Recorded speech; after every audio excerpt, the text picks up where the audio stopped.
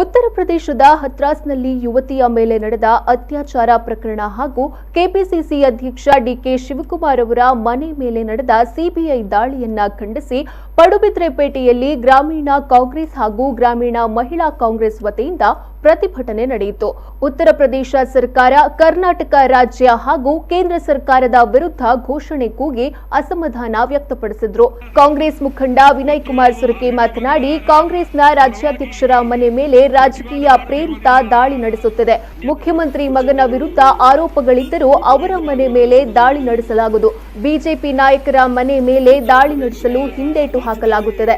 ರಾಜಕೀಯ ದುರುದ್ದೇಶದಿಂದ ಇಂತಹ ದಾಳಿಗಳನ್ನ ಪಕ್ಷ ಸಹಿಸುವುದಿಲ್ಲ.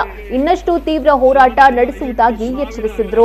ಈ ಕೀಲು ಕೆಲಸ ಕಾರ್ಯಕ್ಕೆ ನೇರವಾಗಿ ಇವತ್ತು ಕೇಂದ್ರ ಸರ್ಕಾರ ರಾಜ್ಯ ಸರ್ಕಾರದ ಒಂದು ಬೆಂಬಲದ ರೀತಿಯಲ್ಲಿ ಇವತ್ತು ಕಾಣ್ತಾ ಇದೆ. ನಾವು ಪಡುಬಿದ್ರೆಯಲ್ಲಿ ಮಾಡಬೇಕು, ಶಾಂತಿ ಸಿಗಬೇಕು. ಅದೇ ರೀತಿಯಾಗಿ ಇವತ್ತು ಹೆಣ್ಣು ಮಗಳನ್ನ ಅತ್ಯಾಚಾರ ಮಾಡಿದಂತ ಆರೋಪಿಗಳಿಗೆ ಗಲ್ಲು ಶಿಕ್ಷೆ ಆಗಬೇಕು.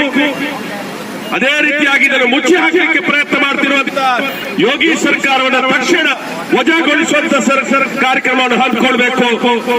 ನಮ್ಮ ಪ್ರಧಾನಮಂತ್ರಿಗಳು ಇವತ್ತು ಎಷ್ಟೋ ಸಂದರ್ಭದಲ್ಲಿ ನೇರವಾಗಿ ಮನ್ ಕಿ ಬಾತ್ ಟ್ವೀಟ್ ಮಾಡ್ತಾ ಇದ್ರು. ಆದ್ರೆ ಈ ಹೆಣ್ಣು ಮಗಳು ಸಾಧಾರಣ 20 ದಿವಸ ಆಯ್ತು, ಇಷ್ಟವರೆಗೆ ಇವತ್ತು ಒಂದು ಶಬ್ದ ಕೂಡ ಎತ್ತುವಂತ ಅವಕಾಶ ಆಗಲಿಲ್ಲ. ನಮ್ಮ ಪ್ರಧಾನಮಂತ್ರಿಗಳು ಕೂಡ ಮೋದಿಯವರು ಕೂಡ ಇದರ ಬಗ್ಗೆ ಬಾಯಿ ಬಿಚ್ಚಬೇಕು. ಈ ಸಂದರ್ಭ ಬ್ಲಾಕ್ ಕಾಂಗ್ರೆಸ್ ಅಧ್ಯಕ್ಷ Naveen Chandra Suvarna, Naveen Chandra J Shetty, Abdul Aziz Hejamadi, Karunakara Poojary, Naveen N Shetty, Damayanti Amin, Y Sukumar, Ramees Hussain, Ganesh Kutyan, Jyoti Menon, Niyaz ಉಪಸ್ಥಿತರಿದ್ದರು. ಅಲ್ಲಿಯ ಬಿಜೆಪಿಯ ಶಾಸಕ ಒಂದು ಹೆಣ್ಣು ಮಗಳನ್ನು ಅತ್ಯಾಚಾರ ಮಾಡಿ ಇವತ್ತು ಆ ಹೆಣ್ಣು ಮಗಳನ್ನ ಕೊಲೆ ಮಾಡಲಿಕ್ಕೆ ಪ್ರಯತ್ನ ಪಟ್ಟಂತ ಸಮಯದಲ್ಲಿ ಆ ಹೆಣ್ಣು